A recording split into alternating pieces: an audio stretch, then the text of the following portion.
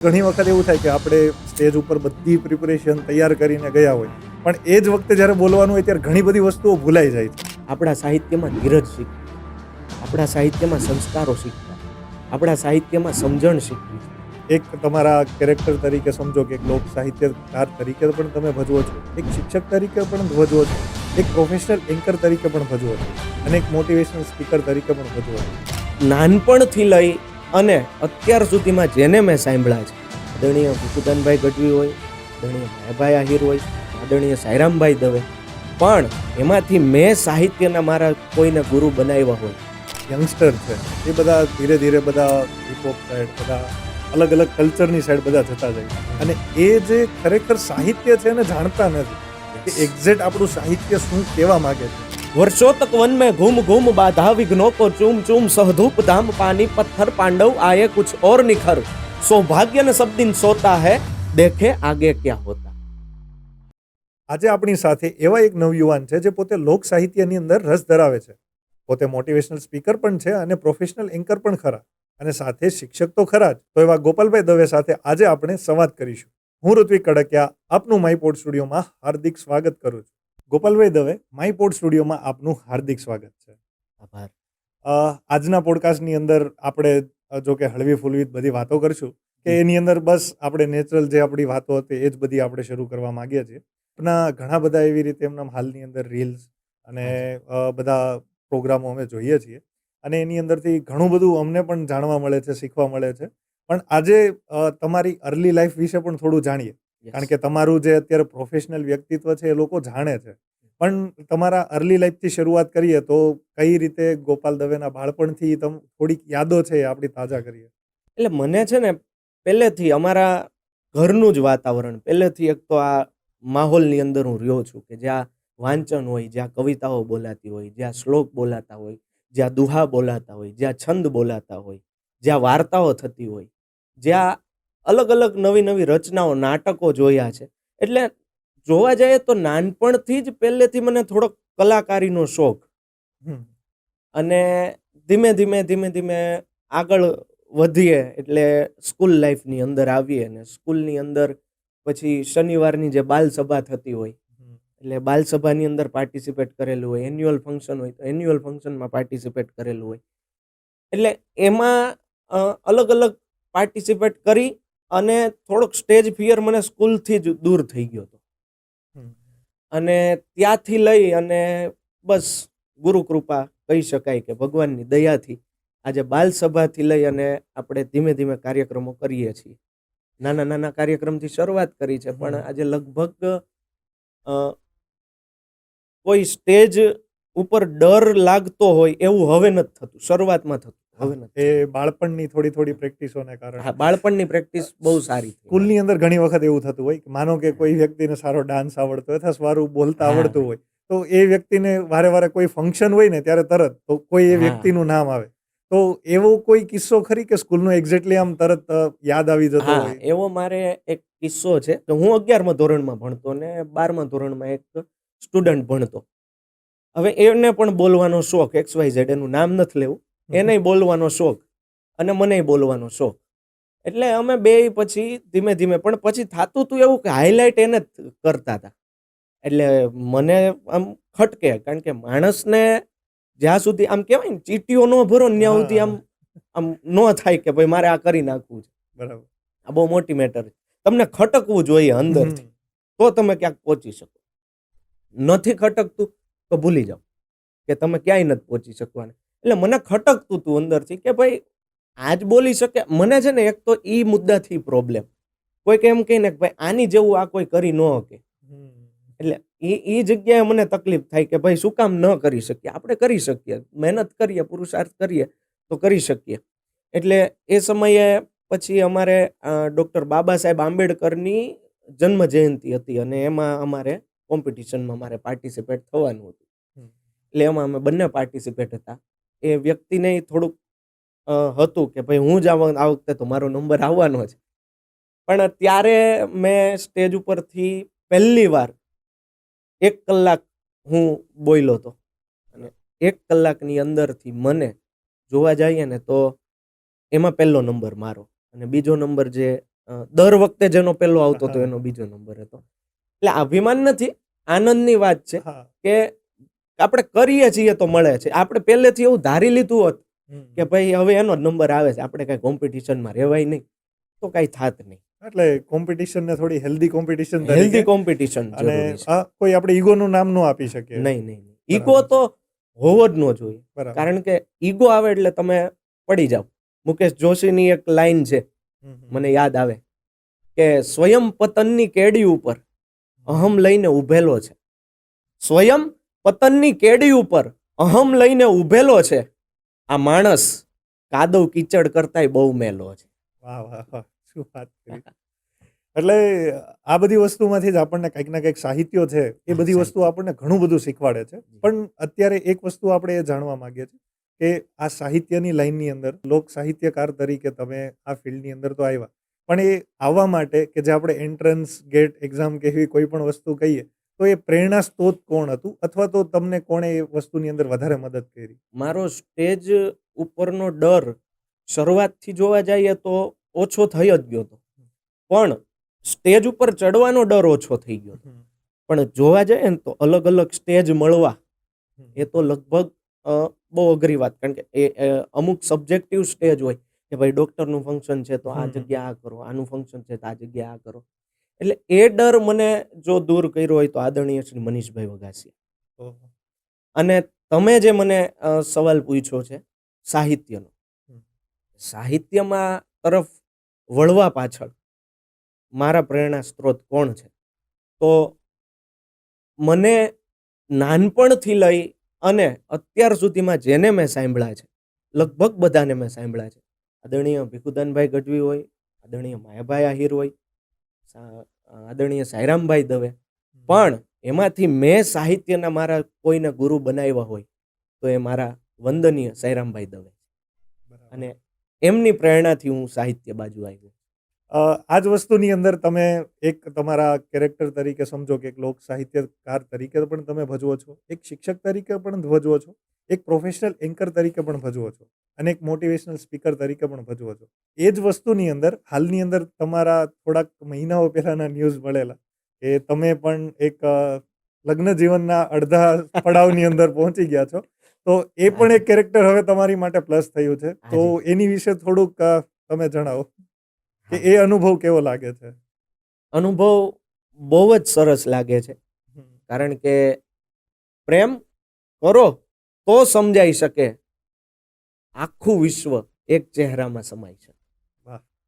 પ્રેમ કરો તો સમજાઈ શકે આખું વિશ્વ એક ચહેરામાં સમાઈ શકે. એટલે પ્રેમ તો પ્રેમ છે. પ્રશંસામાં નથી હોતી કે નિંદામાં નથી હોતી. મજા જે હોય છે ચૂપમાં એ ચર્ચામાં નથી હોતી. પ્રશંસામાં નથી હોતી કે નિંદામાં નથી હોતી. મજા જે હોય છે ચૂપમાં એ ચર્ચામાં નથી હોતી. અને ગુલાબી ગુલાબી આંખની રંગીની શીશામાં નથી હોતી. અને નજરમાં હોય છે મસ્તી એ મદિરામાં નથી હોતી. અને મજા છે કેટલીક નામાં પણ અનુભવ છે સેંકડો હામાં નથી હોતી. અને મોહબ્બત થાય છે પણ થઈ જતા બહુ વાર લાગે. સાંભળજો, મોહબ્બત થાય છે પણ થઈ જતા બહુ વાર લાગે છે. મોહબ્બત ચીજ છે એવી જે રસ્તામાં નથી હોતી. વાહ વાહ, સરસ. એ જ વસ્તુની અંદર આપણે થોડાક આગળ વધીએ. ઘણી વખત તમે જે આ બધા કાર્યક્રમો કરો છો અથવા કોઈ જગ્યાએ તમને એન્કર સ્ટેજ માટે મળે છે, તો એની અંદર જેટલું આપણને સપોર્ટ મળતો હોય એ વખત કોઈ જગ્યાએ એવા અણબનાવો પણ બનતા હોય. અને એ વસ્તુની અંદર ઘણી વખત એવું થાય કે આપણે સ્ટેજ ઉપર બધી પ્રિપરેશન તૈયાર કરીને ગયા હોય, પણ એ જ વખતે જ્યારે બોલવાનું હોય ત્યારે ઘણી બધી વસ્તુઓ ભૂલાઈ જાય છે. તો એવા ઘણા કોઈ એવા કિસ્સા થયા હોય કે એ સિચ્યુએશનને તમે કઈ રીતે ટેકલ કરેલી? એન્કરિંગમાં તો લગભગ અત્યાર સુધીમાં ઋત્વિકભાઈ જોવા જઈએ તો 200 કાર્યક્રમ મેં ડન કરી દીધા છે. અને તમે કીધું એમ બે પ્રકારના અનુભવ થાય. એક વિશિષ્ટ અનુભવ થાય અને એક વિચિત્ર અનુભવ થાય. વિશિષ્ટતા અને વિચિત્રતા બધી જગ્યાએ હોય. એટલે એમાં મને સારા અનુભવ બહુ સરસ મજા આવે. આમ બહાર જઈએ, સુરતમાં તો કાર્યક્રમો કરીએ એટલે એનો તો અનુભવ થતો જ હોય, પણ બહાર જાય ને જનરલ એની બહુ મજા આવે.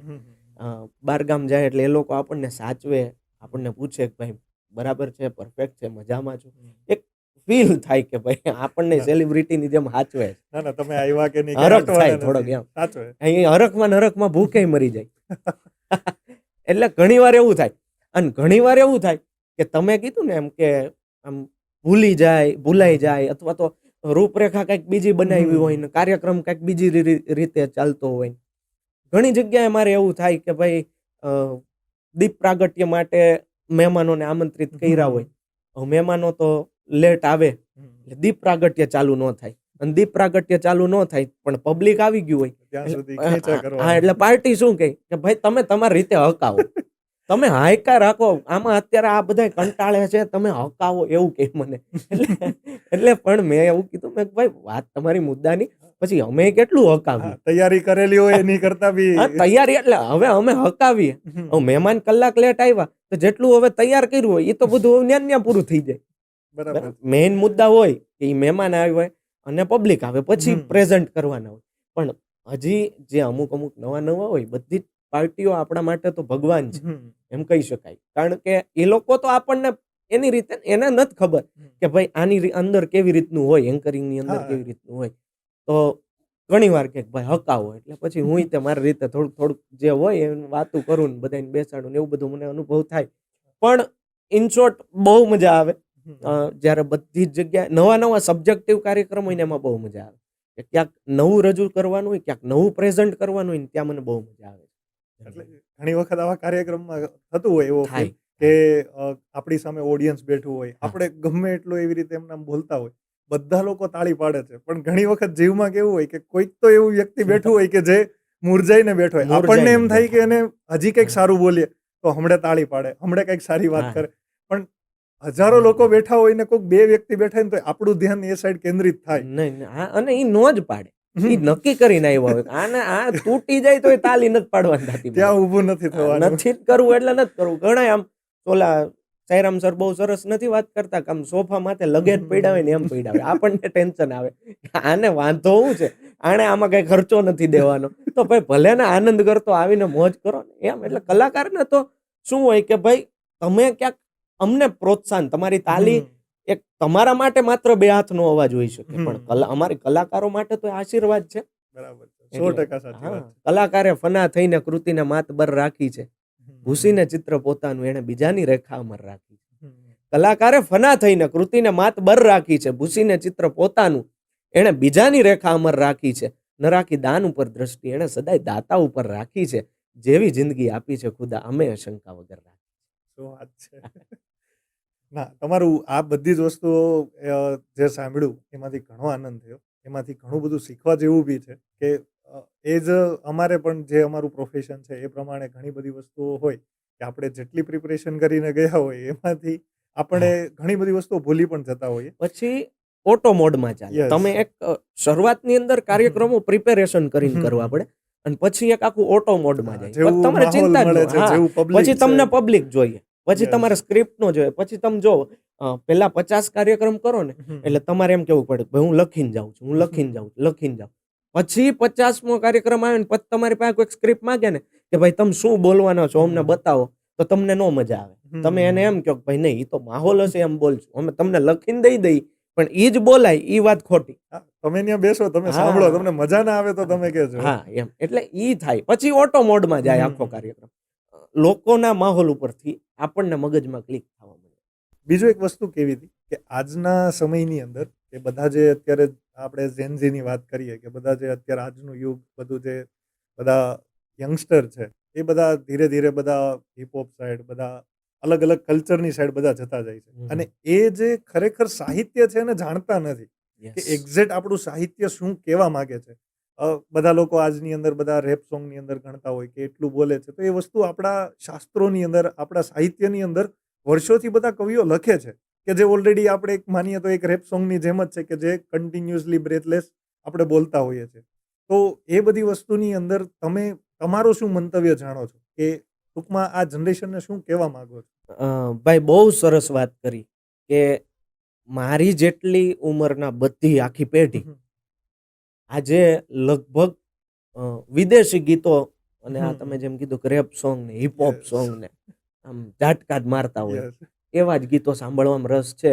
પણ એને હું ગેરંટી મારીને કહું છું, ગેરંટી મારીને, કે આપણા સાહિત્યની અંદર જેટલા ઊંડા ઉતરશો ને એવી વાતો તમને મળશે, જે રેપ સોંગમાંય નહીં હોય અને જે હિપહોપમાંય નહીં હોય, જે ઇંગ્લિશ લિટરેચર પાસે નહીં હોય એવું આપણા ગુજરાતી સાહિત્યમાં પડેલું છે. એટલે હું કાયમના માટે આ દુહો તો કહું જ છું કે જળ ખારા જોઈને મરજીવા મત ફેરવને મો.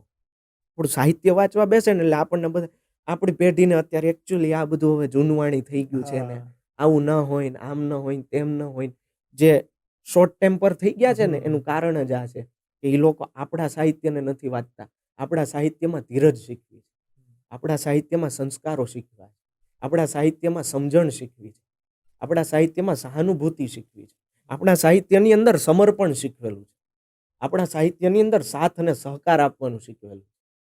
આ બધી વાતો આપણા સાહિત્યની અંદર શીખવેલી છે. થોડુંક ઊંડું ઉતરીને એને વાંચવાની જરૂર છે. અને એટલે હું કાયમ કહું છું કે જળ ખારા જોઈને મરજીવા મત ફેરવને મો. જળ ખારા જોઈને મરજીવા મત ફેરવને મો. અમારા તળિયા તપાસીને જો તને કુબેર કંગાળ લાગશે. આપણા સાહિત્યમાં ઊંડા ઉતરો, તમને બીજું બધું ગરીબ લાગશે. આપણું સાહિત્ય એટલું અમીર છે. એવા કયા એવા રાઇટરો, કયા એવા સંગીતકારોને આપણે અત્યારે બોલિવૂડ અથવા તો કોઈ હોલિવૂડની અંદર બી ગોતવા જઈએ તો ક્યારેય મળવા પોસિબલ ન થઈ શકે, ન થઈ શકે. એ જે પહેલા હતું એવું તો પહેલાના તો તમે ગીતો સાંભળો, પહેલાના છંદો જગ કહે જાતે મોટે દિલ કે ઠગીએ ખોટે લૂટે મિસ્કીન नको ધન કે ભિખારી है, અને कहते दगाखोरी हम कहते हरामखोर कहते चोर चोर ठोर ठोर में ठगारी है, कहते नर नारी कुविचारी व्यभिचारी भई आश्रम के धारी कहते हुए अनाचारी, अरे कहते महापाप वारी बही पालू कालता में गरीबे नवाज लाज राखे गिरधारी. આ બધું હવેની પેઢી એટલે કે હવેના રાઇટર પાસે નથી, જેને અત્યારની પેઢી રોલ મોડલ માનવા માંડી છે ને, એ એક તો પેલી બહુ કરુણતાની વાત છે કે જે આપણું સાહિત્ય આપણા કવિઓએ લખેલું છે, આપણા સ્વામીઓએ આપેલી વાતો છે, એને રોલ મોડલ માનો, બહારના શું કામ માનવાના? એ બધી વસ્તુ સાહિત્ય જ એવું છે કે એને ખાલી વાંચીએ તો બી મોટિવેશન બહુ મજા સ્પીકરની જરૂર નથી. બહુ મજા એ જ વસ્તુ આપણને એની અંદર એટલું મોટિવેશન શીખવા મળે. તમે જે કીધું ને મોટિવેશનની જરૂર નથી, એક મોટિવેશનલ સ્પીકર છે, ઇંગ્લિશ છે, એને એક થિયરી આપેલી છે નાયગ્રા સિન્ડ્રોમ. નાયગ્રા સિન્ડ્રોમ એમાં એક વાર્તા કરી છે કે ભાઈ એક વ્યક્તિ હોડીની અંદર બેસે છે અને હોડીની અંદર બેઠો રહે છે, અને બાજુનો વ્યક્તિ હોડીમાં પાછો એની સાથે જ બેસે છે. બે હોડી છે અને બેમાં વ્યક્તિ બેસે છે. બાજુનો વ્યક્તિ હલેસા મારે છે ને આગળ નીકળી જાય છે અને પેલો વ્યક્તિ ત્યાં બેઠો રહે છે. હવે એમાં એણે પછી વાતનો સાર એવો કીધો કે જે વ્યક્તિ હલેસા મારે ને એ આગળ પહોંચી શકે છે. બહુ સામાન્ય મોટિવેશન છે. અને એ જ વાત આપણા ત્રાપચકર દાદાએ દુહાની અંદર કહી દીધી છે કે નાવ ચલે નહીં મારિયા ન હલેસાઈ બેઠા. આ વાત એમણે પહેલેથી કહી દીધી. પણ આપણે એ દુહા નથી વાંચ્યા, આપણે સાહિત્ય નથી વાંચ્યું, આપણે છંદ નથી વાંચ્યા, આપણે લોકવાર્તાઓ નથી વાંચી. તકલીફ મોટા મોટી આ છે આપણી. એ જ વસ્તુને લોકો બ્લેઝર પહેરીને શૂટ બૂટ પહેરીને શૂટ કરીને ત્યાં બોલે છે, મોટી મોટી એટલી બધી ફીસ લઈને પછી એ વસ્તુ ત્યાં બોલે છે. એટલે મારો આ જ પ્રશ્ન છે અને મારું આજ મારે તો એક મને છે ને ખટકે છે ને એ વાતે આ છે કે આપણા વ્યક્તિઓએ આપી દીધું છે, પછી બહાર ક્યાંય તપાસ કરવાની લગભગ આપણે જરૂર નથી જો આપણે આપણા સાહિત્યની કદર કરીએ તો. એટલે આ સાહિત્યને લઈને કંઈક તમે રિવોલ્યુશનરી કંઈક વસ્તુ તમે સંદેશો આપવા માંગતા હોય કે કઈ એવી વસ્તુ કરવાથી આ સાહિત્ય તરફ લોકો ધીરે ધીરે આકર્ષાય, અથવા કયું એવું પ્રેરણા સ્ત્રોત છે કે જેના કારણે એમાંથી આપણને એ સાઈડ જવાનું બળ મળે? કે આમાં એક જોવા જઈએ ને તો કોઈ પણ વાતનો દસકો હોય. આપણે અત્યારે કદાચ સાહિત્ય લોકો ભૂલતા ગયા છે, પણ ફરીને પાછા એની ઉપર આવવાના છે એનો મને પૂરેપૂરો ભરોસો છે. એનો મને 100% ભરોસો છે કે ત્યાંથી ફરીને પાછા આની ઉપર આવવાના. ઘણા વર્ષોથી બધું ચાલે જ છે ને કે એ બધી વસ્તુ કંઈક વચ્ચે નવી આવે છે, થોડાક સમય માટે ભૂલીને ફરીથી પાછા આવે છે, તો સાહિત્ય ઉપર છે અને એ જ થવાનું છે. કારણ કે બ્રાન્ડેડ વસ્તુ હોય ને એ ટકે. સાહિત્ય બ્રાન્ડ છે, એ ટકે. એ ક્યાંય નકલ કરેલું લીધેલી વસ્તુ ન હોય, આ ઉગેલી વસ્તુ, અને ઉગે અને કોઈ ન પૂગે. બરાબર છે. એટલે આ વાત છે. એટલે ફરીને પાછા આપણી બાજુ આવવાના એની ગેરંટી. ગોપાલભાઈ, ઘણા બધા એવા તમારા બધા રચનાઓ, ટૂંકમાં તમે જે બધી બોલેલી રચનાઓ છે એ બધી ઘણી વખત અમે સાંભળેલી છે. એમાં એક કોરોનાનું છપાકરું છે. હમ. પછી અંતે માણસ ઘણું બધું કહી જાય છે. અને આરંભ કર એ ખરેખર દિલને ટચ કરી જાય એવી હા. વસ્તુ છે. તો એવી હાલની અંદર કોઈ એવી રચના છે કે જે તમે કોઈ અત્યારે કદાચ તમે કંઈ ભૂલ્યા ના હોય અથવા તો તમે હાલમાં પ્રેઝન્ટ કરતા હોય? એમાંની તમે જે વાત કરી ને કોરોનાનું સપા ખરું, ઈ હા. મેં કોરોના કાળની અંદર હમ. નવરા બેઠા હતા એટલે એમાં તો કઈ હતું નહીં. એટલે હા. જેટલું ઉઈગું કળ જુગનો કનૈયો વળી દિલ જીતનારો, ઈ કદાચ આપણે બધાએ સાંભળેલું હોય. હા, હા. એની ઉપરથી મેં કોરોનાનું સપા ખરું લીધું હતું કે કળ જુગનો કોરોના વળી માથા કૂટું વાળો, જેને મળે એને તરત થઈ જાય, એની દવામાં શું આવે ભાઈ કોઈ નવું જાણે, પણ એ સૌ જાણે આખો દી ઘરમાં રહેવાય. એટલે આવી રીતનું મેં આખું ઈ સપા ખરું તૈયાર કર્યું હતું. પણ અત્યાર સુધીમાં મેં ક્યાંય પ્રેઝન્ટ ન કરી હોય એવી એક મને ગમતી કવિતા હોય તો રામધારીસિંહ દિનકરની રશ્મિ રથી. અને રશ્મિ રથીમાં મહાભારતનો પ્રસંગ છે અને કૃષ્ણની ચેતવણી છે. કૃષ્ણ ભગવાન દુર્યોધનને સમજાવવા માટે જાય છે કે ભાઈ સમજી જા, તો આમ કઈ થાય એમ છે મહાભારત નથી, બરાબર? તો મહાભારત નો થાય જો સમજી જા તો. એટલે એનું આખું વર્ણન છે કે દુર્યોધન સમજતો નથી અને દુર્યોધન ભગવાનને બાંધવા માટે થાય છે. ભગવાનને બાંધવા સામે જાય. આનાથી તો મૂર્ખામણી વાત બીજી કઈ હોઈ શકે? ભગવાનને તમે બાંધવા જાઓ? અખિલ બ્રહ્માંડનો નાથ તમારી સામે આવીને તમને એમ કહેતા હોય કે ભાઈ તું સમજી જા, અને એની હામાં તમે થાવ એટલે તમારી મૂર્ખામણી, તમારું પતન ચાલુ થઈ ગયું. એટલે એ આખી ઘટનાને અને પછી એમાં ભગવાનનું વિકરાળ સ્વરૂપ આવે છે. અને વિકરાળ સ્વરૂપ કેવું છે એ આખું રશ્મિ રથીની અંદર દર્શાવવામાં આવેલું છે. પાંડવો વનમાંથી આવે છે અને વનમાંથી આવી અને પછીનું જે આખું વર્ણન છે એ રશ્મિ રથીમાં છે કે વર્ષો તક વન में घूम घूम, वर्षों तक वन में घूम घूम बाधा विघ्नों को चूम चूम, सहधूप धाम पानी पत्थर पांडव आए कुछ और निखर, सौभाग्य न सब दिन सोता है देखे आगे क्या होता. અને પછી ભગવાન આવે છે કે मैत्री की राह बताने को, मैत्री की राह बताने को, सबको सुमार्ग पर लाने को, दुर्योधन को समझाने को, भीषण विध्वंस बचाने को, भगवान हस्तिनापुर आए पांडव का संदेशा लाए. અને પાંડવનો સંદેશો શું હતો કે दो न्याय अगर तो आधा दो, दो न्याय अगर तो आधा दो, पर इसमें भी यदि बाधा हो तो दे दो, केवल 5 गांव रखो अपनी धरती तमाम, हम वही खुशी से खाएंगे, परिजन पर हंसी न उठाएंगे. पर दुर्योधन वह भी दे न सका, दुर्योधन वह भी दे न सका, शीश समाज की ले न सका, उल्टा हरि को बांधने चला, जो था साध्य वो साधने चला, जब नाश मनुज पर छाता है पहले विवेक मर जाता है. માણસનો જ્યારે વિનાશ થવાનો હોય ત્યારે સૌથી પહેલા એનો વિવેક મરી જાય. જબ નાશ મનુજ પર છાતા હૈ પહેલે વિવેક મર જાતા. અને હરિને ભીષણ હુંકાર કિયા, हरि ने भीषण हुंकार किया, अपना स्वरूप विस्तार किया, डगमग डगमग दिग्गज डोले, भगवान कुपित होकर बोले, जंजीर बढ़ाकर साध मुझे, हाँ हाँ दुर्योधन बांध मुझे. હવે તું મને કેમ બાંધ જ જોવું છે કે यह देख गगन मुझ में लय है, यह देख गगन मुझ में लय है, यह देख पवन मुझ में लय है, मुझ में विलीन झंकार सकल, मुझ में लय है संसार अकल, अमरत्व फूलता है मुझ में, संहार झूलता में है मुझ में. અને ઉદ્યાચલ મેરા દીપ્ત ભાલ, ભૂમંડल वक्ष स्थल विशाल, मुझ परिध बंध को घेरे है, मैं नाक मेरू पग मेरे है, दीप्तेजो ग्रह नक्षत्र निखर, सब है मेरे मुख के अंदर. અને દુર્યોધન હવે જોઈ લે તો જોઈ શકે તો જોઈ લે કે દ્રગ હો તો દ્રશ્ય કાંડ દેખ, मुझ में सारा ब्रह्मांड देख. द्रग हो तो दृश्य कांड देख, मुझ में सारा ब्रह्मांड देख.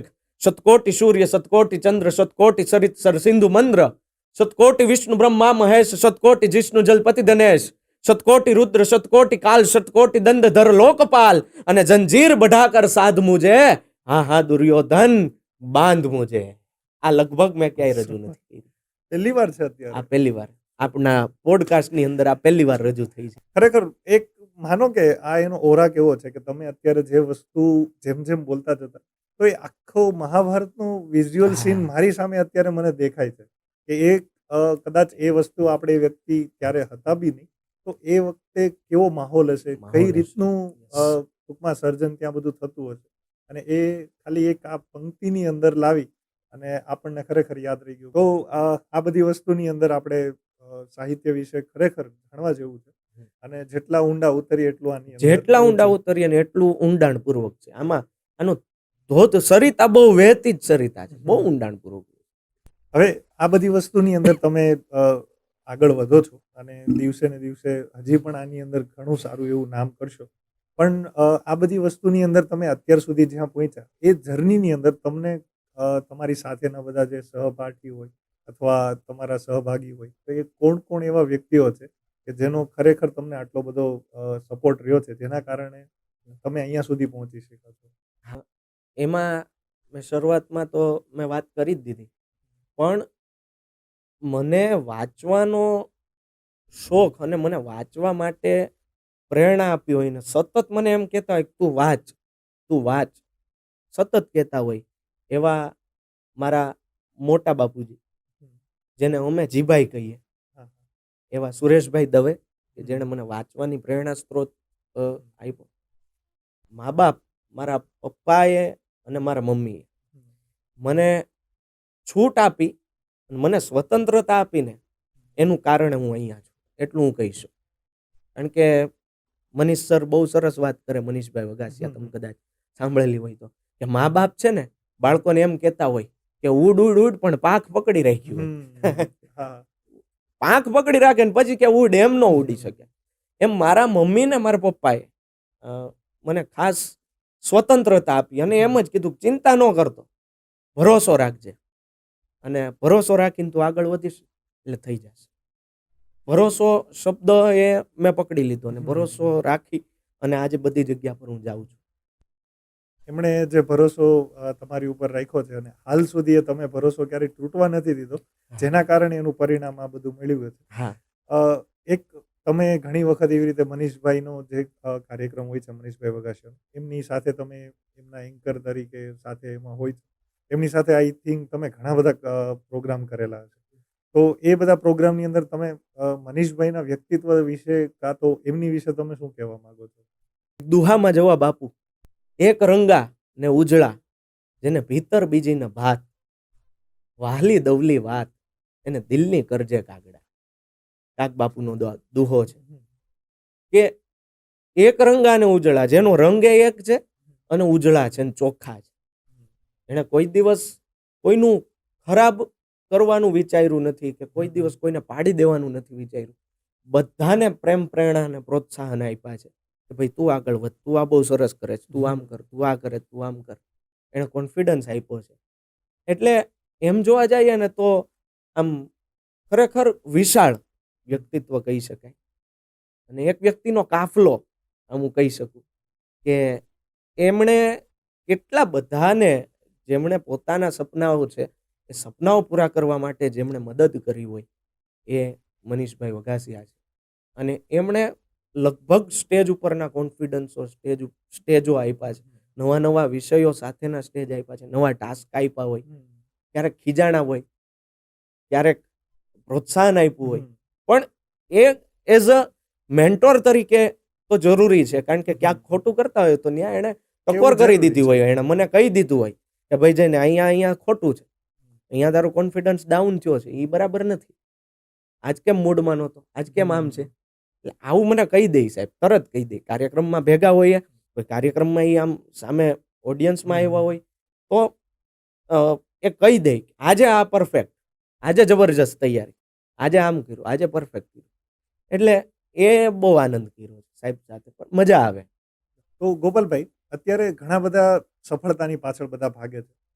કોઈ શોર્ટકટ પકડવાના બાબતે અત્યારે લોકો જોઈએ ને તો બધી વસ્તુની અંદર શોર્ટકટ પકડવી છે. કોઈ વ્યક્તિએ કર્યું છે તો હું એની જેવું કરવા માંડું, એની જેવું કરવા માંડીશ તો એની કરતાં વધારે પૈસા મળશે. તો એ આજના બધા નવયુવાનો છે આવી ભાગદોડ વાળી જિંદગીની અંદર પોતાના ખરેખર ટેલેન્ટ વિશે જાણતા નથી, અથવા તો Yes. એમને એક્ઝેક્ટલી ખબર જ નથી કે મારી અંદર શું છુપાયેલું છે. તો એની વિશે તમે શું પ્રેરણા આપવા માંગો છો? બહુ સરસ વાત કરી કે આજની આખી પેઢી મટીરિયલ પાછળ દોડે છે. એટલે કેવું થઈ ગયું કે ભાઈ, એક મારી જ વાત કરું કે ભાઈ હું એઝ અ એન્કર છું, તો મને હવે સિંગરમાં એમ દેખાય કે આ હે આને કાર્યક્રમ કેટલા બધા મળે, તો હું સિંગર થવા માટે મથામણ કરવા માંડું. સિંગરને એમ થાય કે આ એન્કર, આને કેટલા બધા પ્રોગ્રામ. આપણે આ કરી નાખવું છે.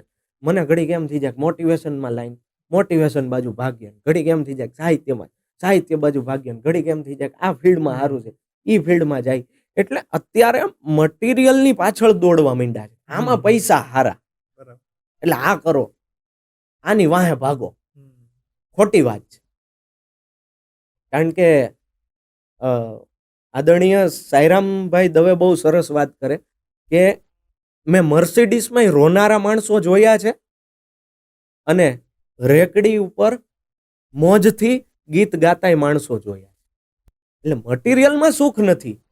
હા, આપણી અંદર શું આવડત પડેલી છે, આપણી અંદર શું ટેલેન્ટ છે, આપણી અંદર શું કૌશલ્ય છે, આપણને શું આવડે છે, એને એકવાર પકડી લીધું ને એટલે લગભગ પ્રગતિનો માર્ગ છે ને એ આપણી માટે ખુલ્લો થઈ જાય.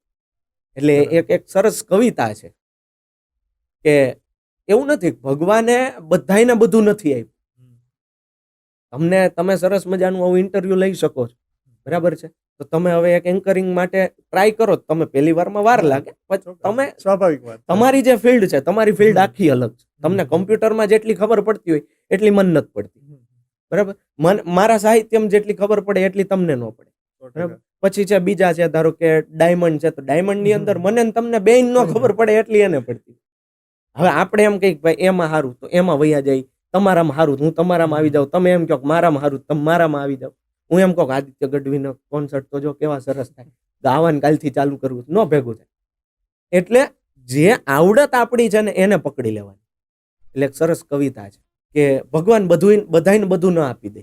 બહુગુણવંતો લીમકો કડવો કયો. તમે જો બહુ ગુણ વાળો લીમડો છે, લીમડાને કડવો કરી નાખ્યો. બહુ ગુણ વાળું હોય તો આપણને એમ થાય ને ખાતા જ કરીએ, મોઢામાં મૂકો થૂકવાનું મન થઈ જાય. બહુગુણવંતો લીમકો કડવો કયો, 14 વિદ્યા કો કવિ કો કંઠ ન દિયો. હારામાં હારું લખી શકતો હોય એ વ્યક્તિ ગાય નો આપતો. 14 વિદ્યા કો કવિ કો કંઠ ન દિયો. તો કંઠ કોને દીધો ભગવાને? કંઠ વધુ કોયલ કો રૂપ ન દિયો. હારામાં હારો કંઠ કોયલ ને આપ્યો, પણ કોયલ ને રૂપ નો આપ્યું. તો રૂપ કોનું વધારે સારું? તો કે રૂપ વધુ મોર કો પાવ ન દિયો. તમે આખો મોર જોઈ લ્યો પણ એના પગ જોવો ને ત્યાં પૈસા પડી જાય. રૂપ વધુ મોર કો પાવ ન દિયો. તો પગ કોના હારા? તો પાવ વધુ પદમણી સ્ત્રી જેવા પગ કોઈના ન હોય. પાવ વધુ પદમણી તાકો વરવો વર દિયો. એનો વર પીધેલો હોય, એનો વર અપલખણો હોય. પાવ વધુ પદમણી તાકો વરવો વર દિયો.